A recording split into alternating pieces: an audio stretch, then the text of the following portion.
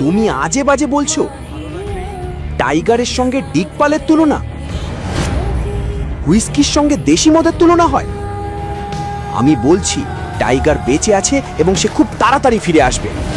Johnny নামের এই লোকটার কথা শুনে অভিনবের গায়ে কাঁটা দিল। সে জানতে চাইছিল জনি মিথ্যে হাওয়ায় কথা বলছে নাকি সত্যি কোনো তথ্য তার কাছে আছে। এরপর কি হতে চলেছে? অভিনব কি সত্যিটা জানতে পারবে?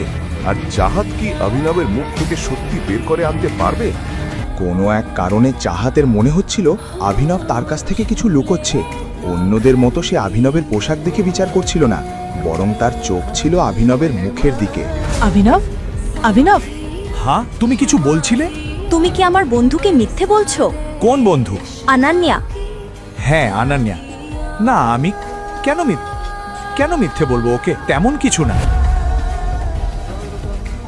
কিন্তু জানো চাহাত, আমার খুব ইম্পর্ট্যান্ট একটা কাজ আছে, আমাকে এখনই বেরোতে হবে। তুমি জানো তো আমি অনন্যার হাজব্যান্ড। আমি বাড়িতে একটু দেরি করে পৌঁছালেই সে আমায় মেরে ফেলবে। সন্দেহ করতে শুরু করে। সন্দেহ? ও তো তোমাকে পছন্দই করে না। তোমাকে হওয়ার কোনো মাথা ব্যথাই নেই, তাহলে কেন তোমার ওপর সন্দেহ করবে? হ্যাঁ জানি, কিন্তু তবুও আমাকে যেতে হবে। তোমাকে বাড়ি ছেড়ে আসবো।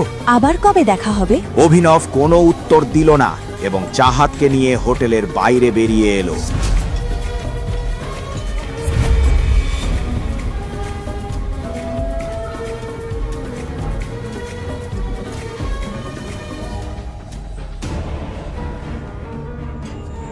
সেই লোকদের কাছে পৌঁছাতেই অভিনব দেখল তারা সেই ছেলেটাকে মারছে। ওকে কেন মারছো? তোমার কি? আমারই তো, তাই দাঁড়িয়ে আছি।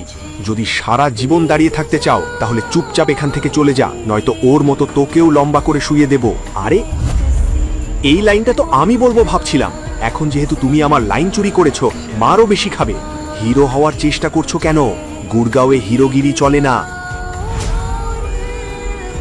চুপচাপ চলে যা, না হলে একটার বদলে দুটো কবর খুঁড়তে হবে। অভিনব কোনো উত্তর দিল না। সে শুধু তাদের দিকে তাকিয়ে গণনা করছিল। যখন সেই ছেলেটা এক পা পিছিয়ে গেল, তখন অভিনব গণনা শেষ করে বলল, কবর খুঁড়তে বলো। 4টা কবর রেডি রাখতে। 2 জন মানুষ এসে 4 জনকে মারবে। অভিনব পুরো প্রস্তুত ছিল।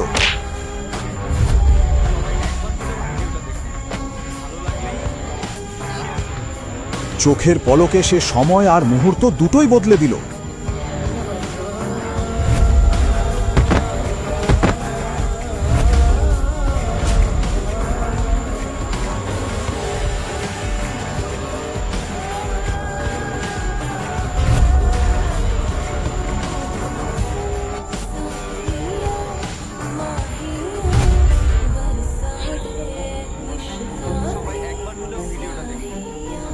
জনি নামে সেই ছেলেটার তো আর বাঁচার কোনো আশা ছিল না।